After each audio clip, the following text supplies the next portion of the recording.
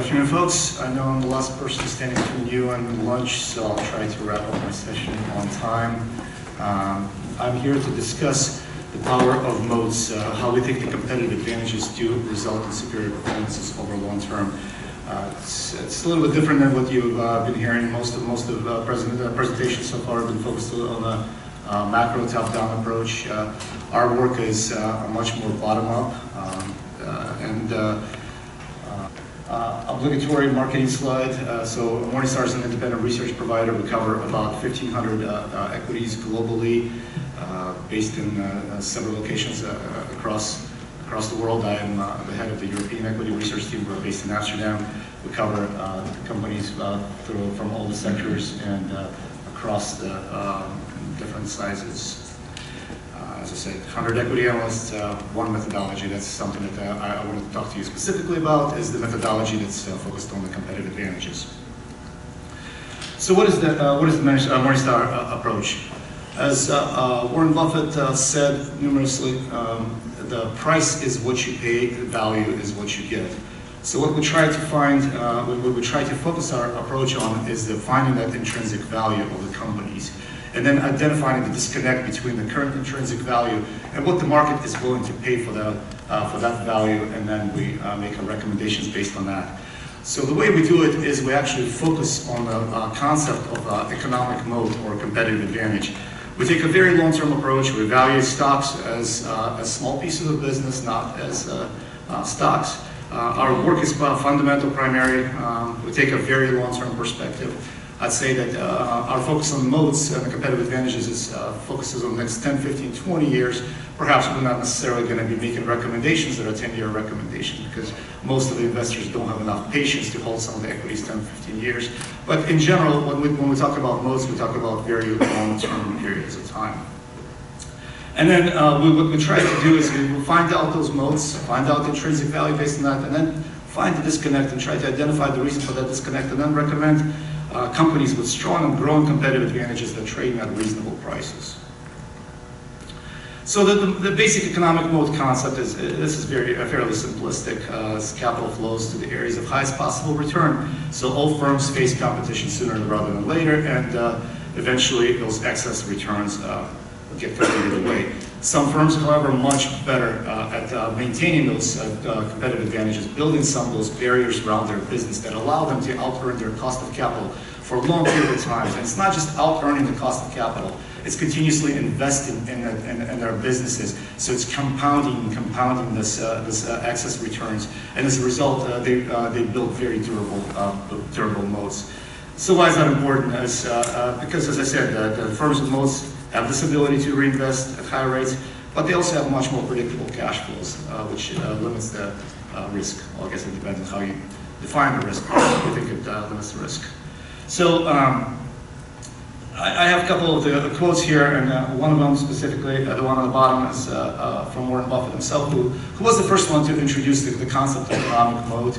And Morningstar institutionalized it, if you will. So our entire approach is based on this concept. We don't have any deviation from it. So what we try to do is, in every company that we look at, we want to identify if there is a moat or not. The way Buffett said is that he wants just this moat around this castle. He wants some sharks, some crocodiles in there. He wants a nice duke inside of the castle who can make sure that the company is focusing on the right things.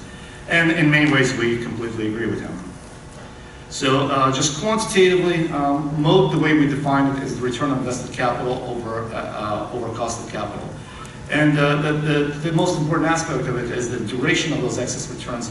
To us, is far more important than the absolute magnitude, because we've seen too many examples where the companies out-earn their cost of capitals for a short period of time, only to see competition, vicious competition, enter. All the returns get competed away, sometimes to the point that a lot of those businesses go out of business. What instead we focus is the companies that might not necessarily out-earn their cost of capital by more than a couple hundred basis points, but can do so persistently, and we're confident in our assessment that they can do so for at least 10 and perhaps even 20 years. And that's how we define our coverage universe, by the duration of those excess returns. So when you think of the companies that have competitive advantage, perhaps not as strong as one would think, but we're fairly confident they can outearn their cost of capital in the near future, 5 to 10 years, plus on a narrow economic moat. And then you think of the companies that are really, truly the best of the best, the companies that have been around for a long time, but much more importantly, will be around for a long period of time, outearn those costs of capital, and those are the companies that we call wide economic moat companies. Before I discuss a little bit more about, go in depth a little bit more about what makes companies' moats stronger, I want to just cover the aspect of management, because we perhaps disagree a little bit with Buffett in terms of the effect of management on the company's moat. He definitely wants the best stewards of capital to run the company. We think that the management by itself is not a moat. The smart or dumb managers can create or destroy a moat over time, but the management by itself is not a moat. It's an important distinction, because you look at the case of Apple, where folks have pretty much said that Steve Jobs is the moat. Steve Jobs is gone, moat is gone. Berkshire Hathaway, Warren Buffett is a moat. Warren Buffett is gone, what happens to its moat? We actually don't think that that's the case. We want to make sure that before we consider what the company's moat is, we want to take a look at the prior capital allocation decisions by the management team and see if they really focused on creating excess returns, but we don't necessarily think that that's the moat itself. And my favorite quote here from Peter Lynch is, you want to go for a business that any idiot can run, because eventually an idiot will. So that's what we try to define with our methodology.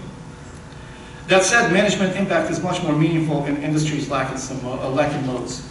There are a lot of, on the commoditization spectrum, there are a number of sectors that you can probably make an argument that they don't have too many companies with moats. Doesn't necessarily mean that we would completely avoid those sectors. That's not the case. But it's really the importance of management becomes so much more prevalent in areas like energy, insurance, mining, retail, where those businesses really depend on management effectively deploying capital and seeing the future headwinds before everyone else does.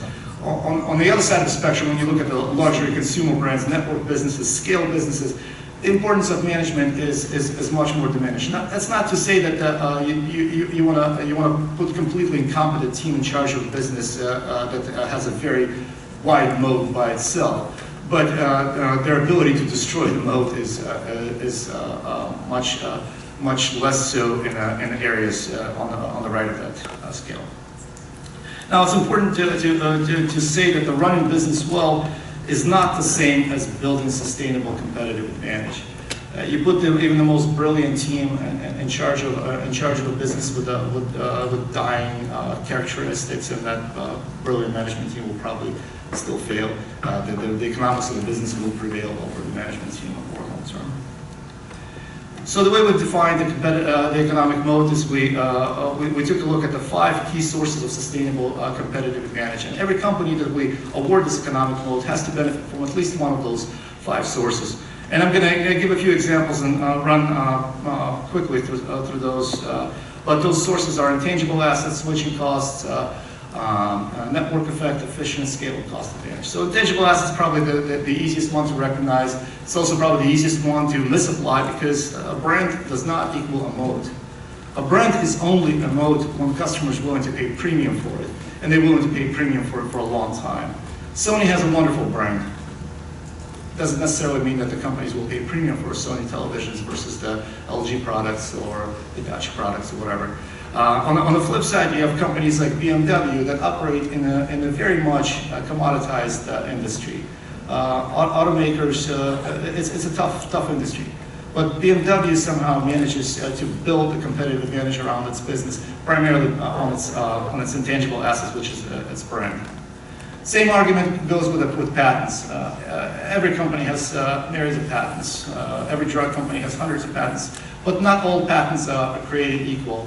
A patent on a drug that has 6, 7, 8 competitors, plus perhaps even lumen generic competition, is not as powerful as a patent on a drug that targets niche market with maybe only a couple thousand patients globally, and that costs a lot of money to enter that market. So it's a very nice, well-protected position that will assure us that the excess returns will exist for a long period of time. And finally, some like government regulations, that could be a source of moat, but we have to be paying attention. The government regulations can be very fickle, so we have to pay attention to all the changes that are happening. Switching cost is a better source of moat in my opinion. Ultimately, a lot of companies benefit from razor blade model have the switching cost a source of economic moat. So we want to try to find companies that it costs a lot more to replace them, to remove them and replace them, retrain the personnel, and as a result, it typically doesn't happen. So companies like ADP, Oracle, they have a very durable source of economic moat. Network effect, best explained by companies that benefit from it. So it's a virtuous cycle where with each additional node, the number of potential connections grows exponentially. So I'll explain. So MasterCard is the best example to illustrate that source of moat. The more merchants are willing to take MasterCard, the more customers they're willing to have MasterCard in their wallet. And the more customers have MasterCards in their wallet, the more merchants will be willing to accept it. So it's a really wonderful cycle that MasterCard is benefiting from. So it's a very strong source of competitive advantage. First mover advantage can be worthwhile, but not necessarily guaranteed. Facebook is a wide moat. Company MySpace is not in existence. Cost advantage is probably best aligned with the traditional Porter's economies of scale, source of economic competitive advantage. It's important to note that bigger is not necessarily doesn't necessarily mean better. We have a number of areas, a number of industries that perhaps have some of the largest companies in the world but don't have economic moats. Automakers, as I said, is a great example. We don't have an economic moat for neither GM, no Toyota, no Ford. Those are large businesses, but not necessarily businesses where we can think the competitive advantages are sustainable. And finally, efficient scale. So this is a dynamic where you have a market of limited size that's very well served by a few companies. Some of the best examples will be pipelines, utilities, telecommunication companies. So think of European telecoms. You rarely see markets serviced by more than 4 or 5 competitors. Actually, I think most of the markets are actually 3. And it's a dynamic that doesn't just invite competition, because the cost to build network and potential returns are minimized by the presence of very rational oligopolies. So we tend to focus on companies with economic moats, but we don't necessarily mean that we don't necessarily avoid covering companies with economic moats. But by sectors, you can take a look at the sectors here. Definitely you can see that the moats are concentrated in areas like industrials, healthcare, consumer defensive. While resource companies, energy companies, it's much more difficult to build a durable competitive advantage. It's not impossible. Even in this cycle of commodity prices collapsing, energy prices collapsing, there are still a few companies out there that can continue generating excess returns, probably not in the near term, but over a long-term period of time. So when you think of mid-cycle pricing for oil, when you think of mid-cycle pricing for raw materials, you identify some of those energy companies that you think or you believe can still out-earn their cost of capital. And then you compare the intrinsic value basically relative to market price. And what we've seen over the last year or so, energy sector, obviously, the performance has been quite terrible. But there are a number of companies with wide economic moats that also have sold off. So we think there's some perhaps opportunities in the space. We understand that the moats are not static, so we have to be fully aware of the direction of competitive advantages. Are they improving? Are they shrinking? So we have this concept that we call economic moat trend. Think of it as a first derivative of a moat. So we want to make sure that we find a business and we evaluate business, but we also have to look at the direction of those competitive advantages, not just where those competitive advantages are right now. So economic moat trend could be positive, could be negative, could be stable. So why is all this important from our perspective? As I said, our job here is to find intrinsic value of a company. And sometimes we find the situations that the moat is not always priced in. The market in general is very myopic. We call it the time horizon arbitrage. You have situations where the near-term headwinds cloud the vision of the future earnings power. So as a result of that, when you have a indiscriminate sell-off there are a number of companies that have those durable competitive advantages that are attractively priced. The key takeaway for us in general, you want to wait for moats, particularly wide moats, to get cheap, because this strategy very much pays off. The best example would be just kind of looking at taking a look at this chart, and this is the wide moat focus index, so it's comprised of 20 cheapest US wide moats, and this is the performance since 2002. You can notice that the 1 year performance is a little off, and it's primarily because of a sell-off. But we had a similar situation happen in 2008, where our wide moat index did not really do fairly well, only to see it rebound dramatically 2008, 2009, 2010. Right now, we actually are at a very unique spot where there are so many companies that are very attractively, very strong from a moat perspective companies that are trading at a significant discount to our fair value estimate. And I apologize for this. Q is actually supposed to mean star ratings. So the fonts didn't get in bed. But the performance of those companies that are cheap and their wide moats are very robust.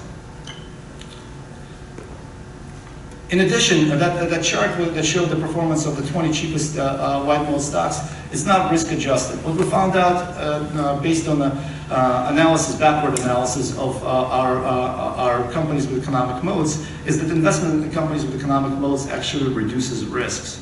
So the companies with economic moats tend to be less financially levered. They have higher liquidity, they have lower beta, they're much less likely to cut dividends, they're much less likely to declare bankruptcy, there's a much lower probability of a drawdown, et cetera, et cetera. So right now, as I said, we're in a situation where the market has sold off dramatically and in some ways indiscriminately. So even in some sectors like healthcare, you have a number of companies with wide economic moats that are as cheap as they have been in a number of years. So just a few examples of those companies. So Apple is one of our favorite ideas on the tech side. We think it's got a narrow economic moat. It's not a wide economic moat because it still has a big business of it is still hardware. But we think that the software and services will be ultimately what makes the Apple's economic moat.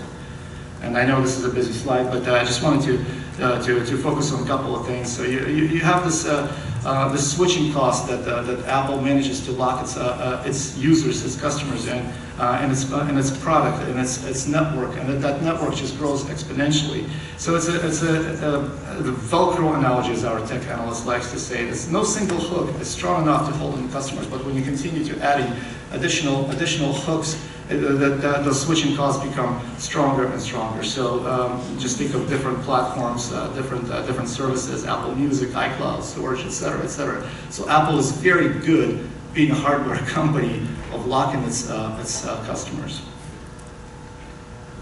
We think that Apple's moat trend is positive. The ecosystem is expanding. It stems from both the increase in iOS user base and rising sales of additional devices to existing iPhone customers. I know that some of those devices have not necessarily been selling that well, but that's not the point. The point is that the ecosystem is going to continue to expand for Apple. Some other examples, in healthcare, we have a company called Electa, and that's probably the company that Warren Buffett would never invest in, primarily because the management team is not really good. But when we look at the company's operating model, it's very much a wide economic moat company.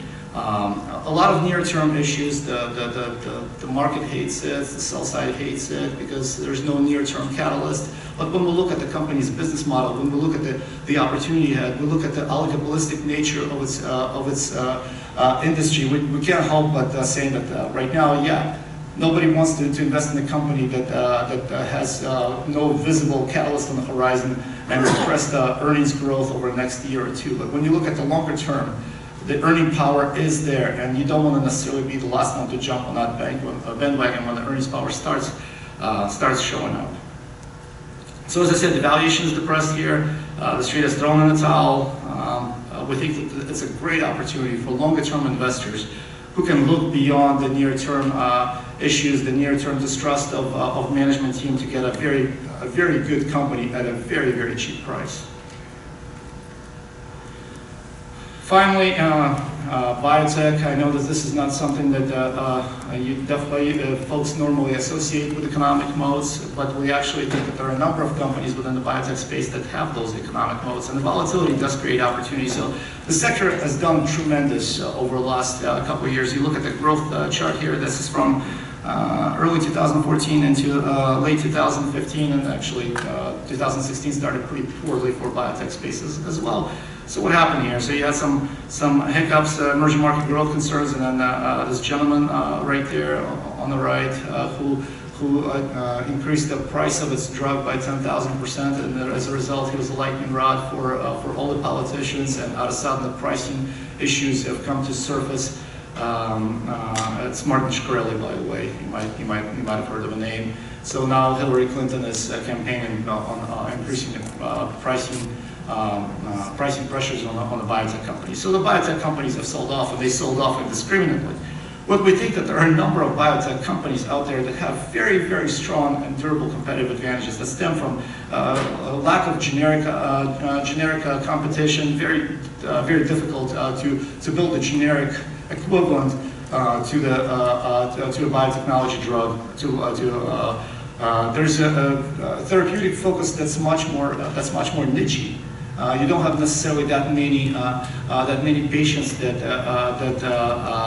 could benefit from a particular drug, cancer notwithstanding. Diversification, R&D strategy, pricing power. There are a lot of things that help some of the biotechs build their economic moats. Pricing power, in particular, obviously it's challenged right now. Hence the sell-off in biotech stocks. But what we think is the pricing power is still sustainable.